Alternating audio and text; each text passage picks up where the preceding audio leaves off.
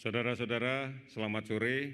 Pada hari ini kami akan sampaikan perkembangan terkini dari respon pandemi COVID-19 yang sejak beberapa minggu ini kita hadapi bersama. Beberapa hari yang lalu kita melakukan evaluasi terkait dengan pertambahan jumlah kasus baru. Ada satu hal yang harus kita pahami, bahwa COVID-19 ini memiliki masa inkubasi yang terlama secara ilmiah disebutkan adalah 14 hari. Namun data yang kita miliki bahwa rata-rata inkubasi yang terjadi di negara kita adalah pada kisaran antara 5 sampai 6 hari. Artinya bahwa kasus positif yang kita dapatkan pada hari ini itu sebenarnya adalah kasus yang terinfeksi pada 5-6 hari yang lalu. Oleh karena itu, gambaran penambahan kasus hari demi hari itu adalah merepresentasikan apa yang terjadi di 5-6 hari yang lalu. Kita sudah memiliki kesepakatan bersama terkait dengan upaya untuk menghentikan sebaran ini. Di antaranya adalah melaksanakan physical distancing, mengatur jarak.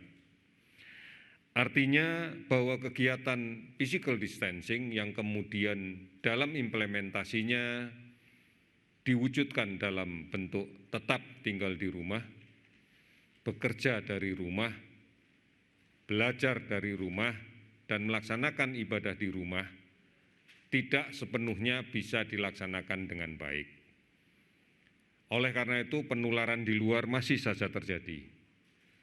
Di dalam rangka untuk memperkuat lagi tentang upaya physical distancing, maka pemerintah memberikan kesempatan kepada seluruh pemerintah daerah untuk secara berjenjang, secara terstruktur mengajukan pembatasan sosial berskala besar.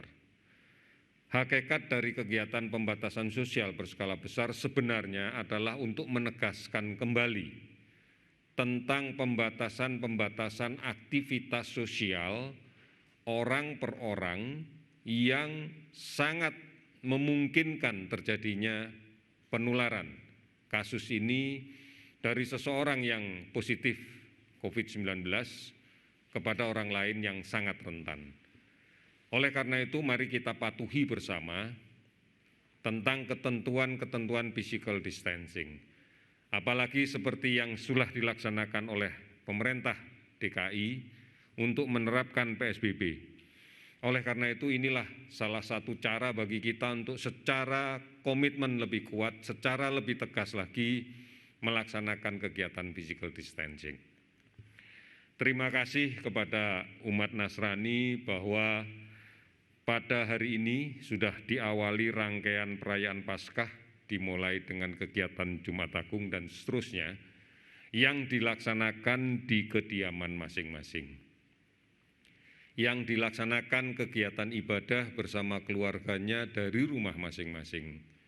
Kami menghargai dan mengapresiasi ini sebagai suatu bentuk nyata dari upaya kita bersama untuk melaksanakan physical distancing, dan untuk warga yang berada di DKI ini adalah upaya nyata untuk kemudian melaksanakan pembatasan sosial berskala besar.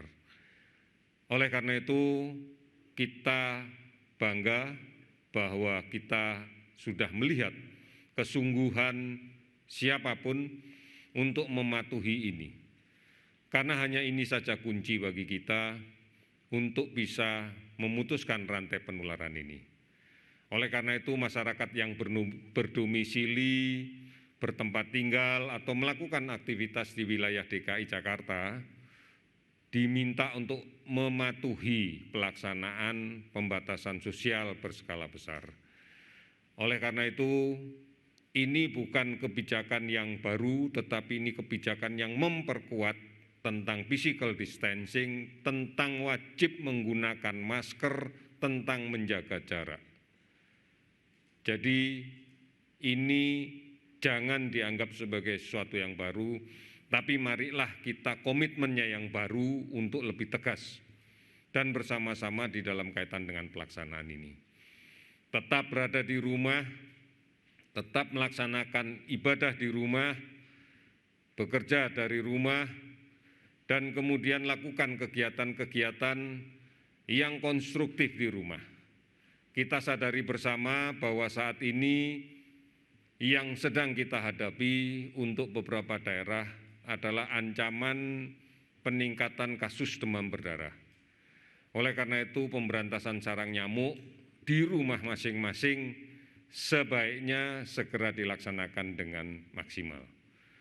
Banyak hal-hal yang bisa kita bagikan dalam kaitan ini kegiatan bersama orang lain. Sebagai contoh, sekarang kita bisa memanfaatkan jasa pengantaran barang secara online yang menggunakan sepeda motor.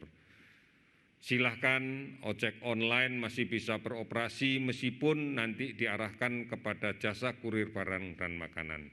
Ini yang menjadi penting untuk kita. Terima kasih saudara-saudara atas kepatuhan dan disiplin saudara-saudara sekalian. Kita percaya bahwa keputusan ini dalam rangka untuk melindungi kita semua.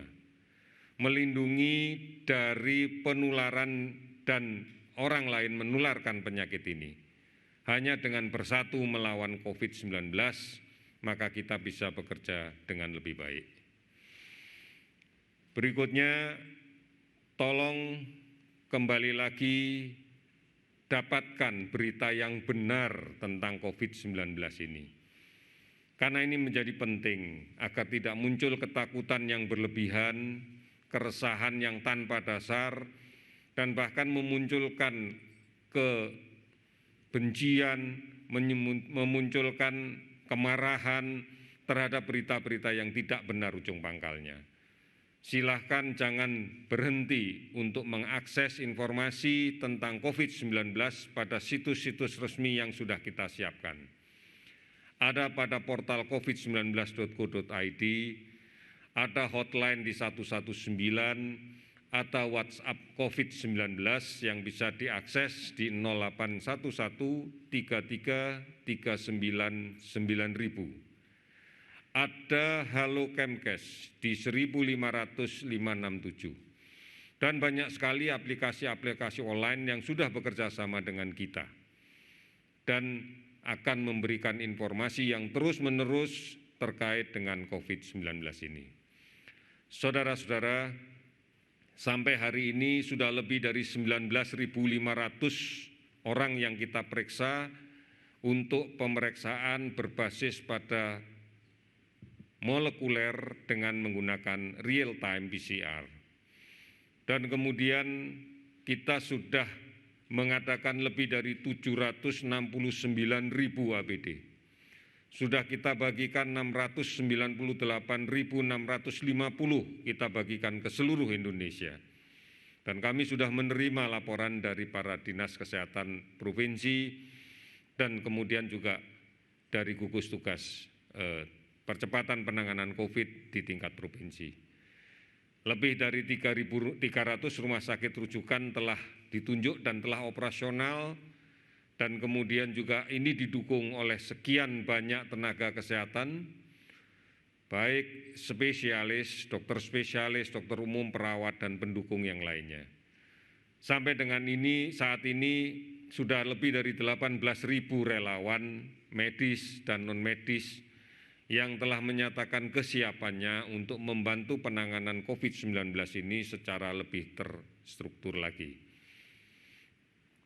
Yang lebih kita banggakan lagi, yang lebih kita apresiasi lagi adalah donasi yang diberikan dari seluruh masyarakat Indonesia, dari seluruh penjuru dunia kepada gugus tugas COVID-19 ini untuk bisa maksimal melaksanakan tugasnya.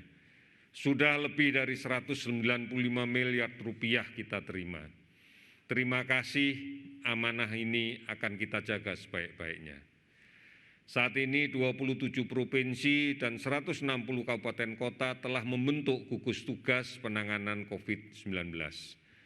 Oleh karena itu, mari bersama-sama kita berintegrasi agar seluruh kebijakan pemerintah, seluruh usaha pemerintah yang dibantu dengan sepenuh hati oleh seluruh lapisan masyarakat, oleh seluruh dunia usaha, menjadi faktor yang menguatkan kita bersama-sama untuk memerangi COVID-19 ini. Hanya ini saja yang menjadi modal kita untuk bisa bersama-sama, bisa bersinergi dalam rangka memerangi COVID-19. Saudara-saudara, berikutnya akan saya sampaikan update dari penanganan kasus COVID-19 yang sudah berada di rumah sakit. Pada hari ini terdapat penambahan 219 kasus baru, artinya bahwa ini adalah diperkirakan terinfeksinya di 5-6 hari yang lalu sebanyak 219 kasus baru, sehingga totalnya adalah menjadi 3.512 kasus. Ada 30 pasien yang sudah sembuh sehingga totalnya menjadi 282 kasus. Kemudian ada 26 yang meninggal sehingga totalnya menjadi 306 kasus.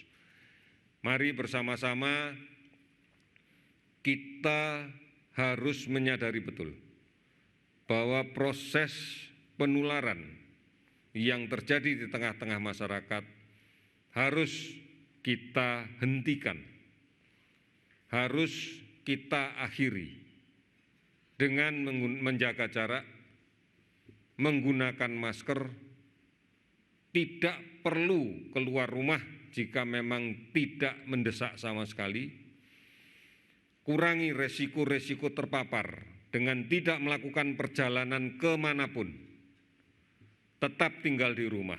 Ini adalah jawaban yang terbaik.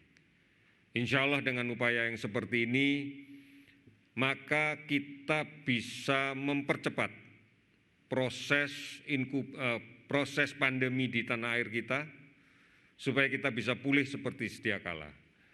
Oleh karena itu, putuskan penularan. Patuhi dan disiplin di rumah. Patuh dan disiplin menjaga jarak. Patuh dan disiplin menggunakan masker. Patuh dan disiplin mencuci tangan dengan menggunakan sabun dan air yang mengalir. Oleh karena itu, patuh untuk tidak melakukan perjalanan kemanapun termasuk pulang kampung. Ini sangat penting karena resiko penularan akan menjadi sangat besar, entah di tengah perjalanan, entah setelah sampai ke kampung halaman. Oleh karena itu, jangan mengambil resiko. Pemerintah sudah tegas untuk melarang aparatur sipil negara, Polri dan TNI untuk tidak pulang kampung. Kami akan tetap menjaga ini agar penularan kepada saudara-saudara kita yang di kampung tidak terjadi. Oleh karena itu, mari bersama-sama kita tanamkan keyakinan kita bahwa kita bisa melindungi diri kita sendiri, bahwa kita bisa melindungi keluarga kita, bahwa kita bisa melindungi lingkungan kita, bahwa kita bisa melindungi orang-orang lain yang sangat berisiko apabila tertular penyakit ini. Orang-orang tua kita, orang-orang dengan penyakit kronis menaun yang sudah ada, yang memiliki risiko paling jelek, paling buruk apabila terinfeksi ini. Kita lindungi mereka. Kita lindungi dengan sebaik-baiknya. Tidak sulit, tidak membutuhkan energi yang banyak. Tetap berada di rumah. Hanya ini yang bisa kita lakukan. Atur jarak di dalam komunikasi sosial. Kita yakin, semua yakin, pemerintah yakin, masyarakat yakin, dan kita semuanya yakin bahwa kita bisa melewati masa sulit ini. Kita bisa dengan bergandeng tangan bersinergi untuk menyelesaikan permasalahan ini. Insya Allah Tuhan pasti akan mengabulkan permintaan kita dengan kesungguhan usaha yang kita lakukan. Sekian, terima kasih, selamat sore.